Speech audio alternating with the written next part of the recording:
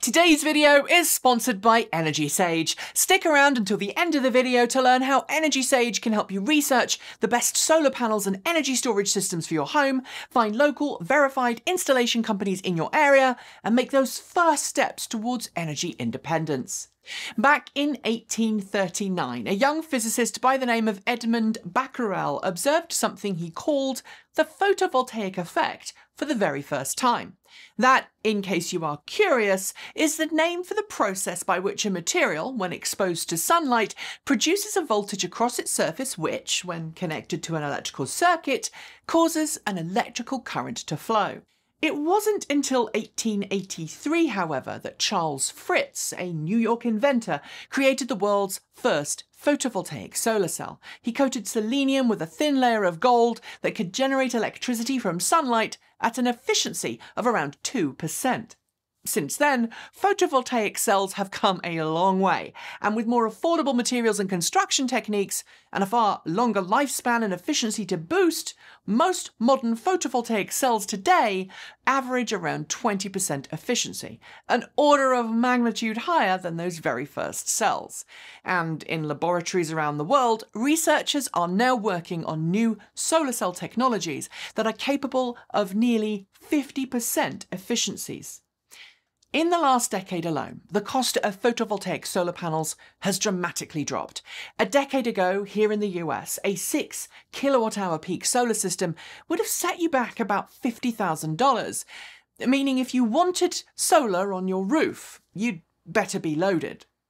Today, the same setup can cost as little as $12,500 installed, thanks to the current 26% US federal tax credit for domestic solar systems. For those looking for a DIY system, it's even possible to go lower in cost, although you do have to be savvy about local laws and regulations where you live. And while $12,500 is still a lot of money, it's far more affordable than $50,000.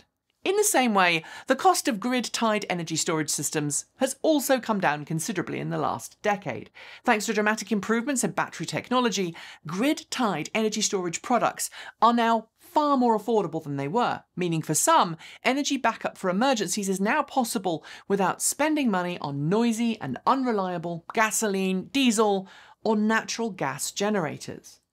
Given how solar panels and grid-tied energy storage products can help communities build resilience in their local electrical grid, which helps power companies avoid the cost of turning on peaker plants in high-demand periods, not to mention lowering the carbon emissions of every local utility thanks to net metering, you would think that every utility company would be more than welcoming of solar.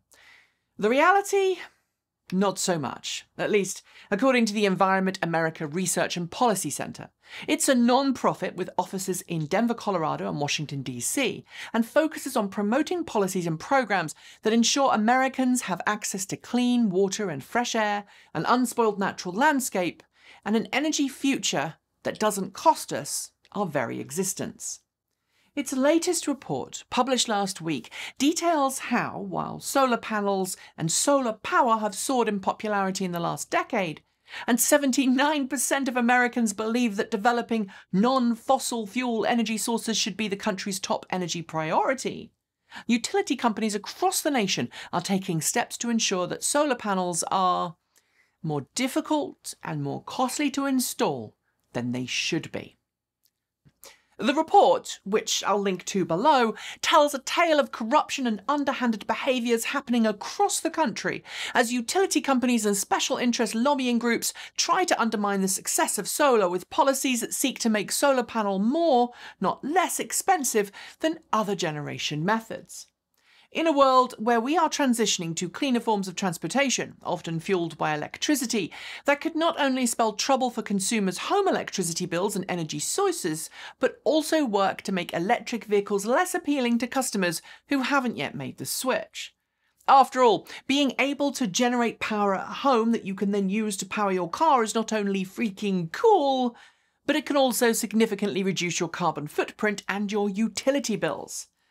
Yet, as I'm about to detail, some groups want to ban homeowners from installing solar altogether, or make them so cost prohibitive that it makes zero financial sense to do so. I don't have time to go into the entire report here, but I am going to look at some of the big culprits behind this war on solar, and then I'm going to come up with ways that you can get involved to counteract this all. While some states, either at the legislative level or at the regulatory level, bend over backwards to facilitate the installation of solar panels on homes, others are doing the exact opposite. Thankfully, things are a lot better today than they were a decade ago, when some states were all but banning domestic rooftop panel installations. But even today, some states are just not a great place for rooftop solar. Why? Primarily a group of different special interests.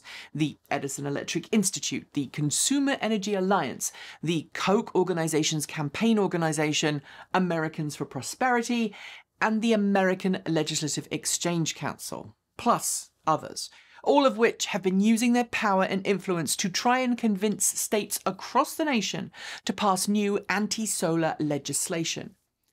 Moreover, some of these groups are on the record as being pro-electric car, even pro-renewable energy, just anti-decentralized distributed generation, a term that perfectly describes the majority of consumer-owned rooftop solar panel systems. The Edison Electric Institute, for example, is the primary trade group that represents US investor-owned electric utility companies. It has been warning that domestic photovoltaic installations could disrupt traditional utility models, and in the last few years has worked hard with ALEC, the American Legislative Exchange Council, to draft legislation with various states' representatives to promote bills designed to attack net metering and even impose surcharges on solar panel owners who want to feed excess power to the grid. What's net metering? It's a popular way that homeowners with solar panels, like me, can feed excess electricity into the grid and earn money for doing so. In my case, my local utility company monitors the power I consume from the grid and the power I feed back to the grid. If the latter offsets the former, and I happen to generate more power than I consume, I'll get a credit on my next bill. The EEI, which I should note has its own political action committee, or PAC, that spent nearly $800,000 in the last election cycle on lobbying efforts to both Republicans and Democrats alike, argues, as does ALEC, that net metering, feed-in tariffs and other pro-domestic generation programs are unfair. Why? Because, they argue, these policies reduce overall load on the electrical grid and help utilities avoid firing up peaker plants, but also affect their bottom line. And the EEI and others argue utilities are still expected to pay for the upkeep of the local grid, despite that reduced bottom line. If that sounds a little like the arguments against electric car incentives and pro-EV taxes, it is. And if you haven't already watched that video, you can do so here.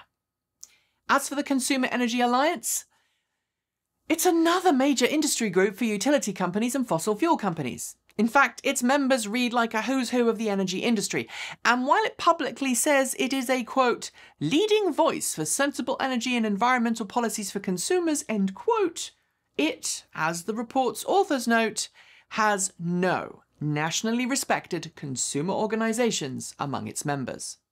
Side note, it's common for special interest and political action groups to use consumer and other user-first nomenclatures in their titles, like Americans for Prosperity, which at first glance makes you think of mum-and-pop good old-fashioned American values, but actually does its fair share of anti-domestic solar campaigning. That group has even attacked net metering and supported the 2016 ballot measure known as Amendment 1 in the state of Florida. That was a ballot measure which could have made it economically prohibitive for most people to install solar panels on their homes. I could go on, but I think by now you get the idea. Many organisations, often associated with major utility companies or well-known supporters of fossil fuels, are doing everything they can to slow down the adoption of photovoltaic solar panels on citizens' homes, despite the fact that microgeneration and distributed energy storage can make a grid more not less resilient in an emergency, and improve, not damage, the health of the nation's grid. The report lays out all of the usual suspects in all of the usual states where solar energy installations are lagging, most noticeably those known for their more politically conservative standpoints on life. Florida, Illinois, and South Carolina all come under fire for their approach to homeowner solar energy generation. Some states, at the behest of special interest groups, have sought to introduce fees tacked onto any electricity generated to make it simply uneconomical for homeowners to have rooftop solar. Others have pushed for solar taxes to make up for the loss of revenue that some energy companies say home-based solar energy generation brings. But the one that really stands out is the successful lobbying of Ohio lawmakers to weaken its renewable energy standard. Not once, but twice. And if you want to know just how bad things got, just look up Ohio House Bill 6, as passed by Governor Mike DeWine in 2019. It sought to end all renewable energy incentives within the state and instead funnel money for bailing out 2 nuclear power plants and 2 coal power plants that were both owned by utility company First Energy. It was at the heart of a federal racketeering investigation involving former Ohio State Republican Party Chair Matt Borge, 2 different lobbyists, a dark money group Generation Now, and First Energy Solutions, a subsidiary of First Energy. Further still, this bill, which was passed, wasn't revoked until earlier this year. Even with all of that political scandal, federal racketeering investigation going on, and more. Yeah, it boggles the mind. But whoa. Don't think for a moment that this is just a Republican state problem. As the report details, even utilities in the state of California have been playing dirty, with PG&E, SoCal Edison, and San Diego Gas and Electric all proposing changes to California's net metering regulations that would cut back how much homeowners could make from net metering, while simultaneously charging them anywhere from $50 to $100 a month in fixed fees relating to the power distribution of any net exported electricity. They also want to stop net metering customers from rolling over their energy credits from month to month. And this could potentially mean that customers who generate lots of electricity in the summer, but much less electricity in winter, wouldn't be able to offset their winter energy consumption with excess summer generation, which, by the way, is exactly what I do here in the state of Oregon. Given the fact that I've been generating close to 90 kilowatt hours a day on my roof for the last few weeks, that is very good news indeed. I'm going to come to what you can do to help fight these utilities in a second, but first, I'd like to talk about today's video sponsor, Energy Sage. Energy Sage is a nationwide service that allows homeowners to research their solar options, input their address, and safely receive quotes from verified solar installation companies near to them. It was Energy Sage that we used when we were looking to put solar panels on our home, and the process that I've experienced from them has been nothing but A-star, which is why I'm happy to be working with them on this video. When Energy Sage collects your details from its website, it then forwards them to verified solar installers in your area who are able to place a bid through its system to install your solar panels. Because installers have to be bonded, registered and verified to work with Energy Sage, and their work is both vetted and regularly verified by reviews, I felt secure knowing that the solar professionals I was interacting with actually knew their stuff. And because they are local to me, they also know the local incentives, regulations, and requirements. Additionally, you don't pay for the service. The installers pay Energy Sage for an annual membership dependent on how many projects they'd like to bid for every year.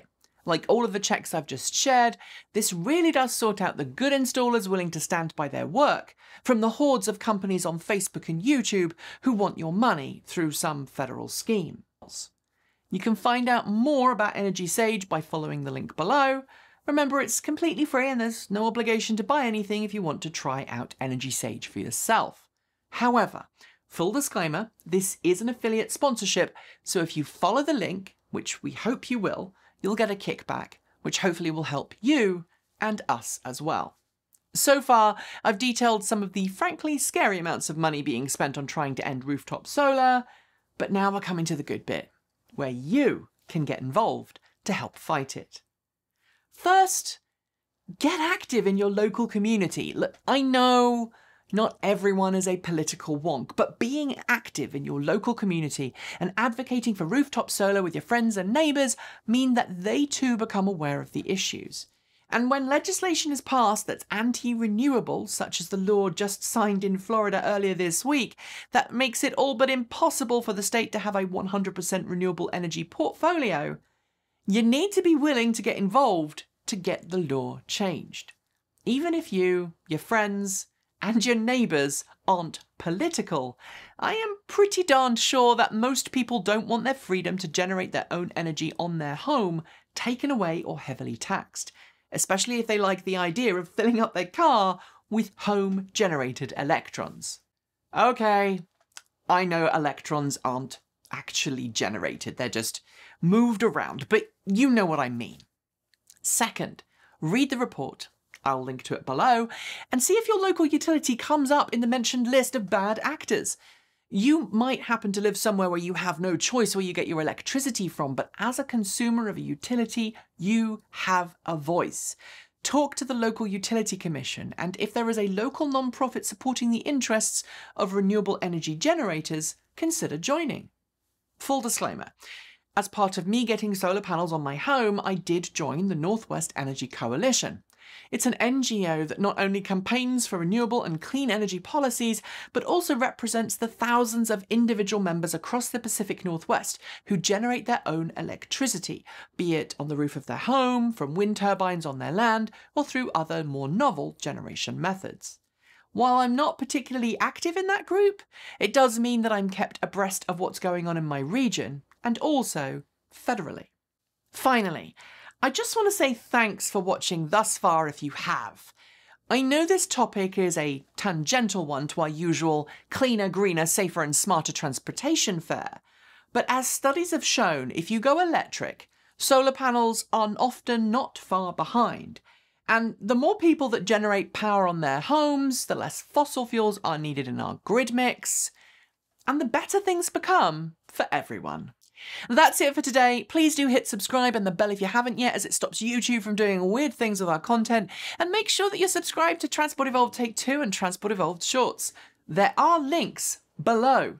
Thanks on behalf of the entire TE crew go out to the folks on my right for being our $15 to $49 a month patrons. Special thanks to our $50 a month patrons. It's Andrew Martin, Guido Drahola, Brophy Wolf, Anonymous Freak, Regine Fellows, Carl Hodgson, Gordon C., Paul Conway, Laura Sanborn, Anthony Coates, Denny Hyde, Sean Ueda and Tazla in the Gong.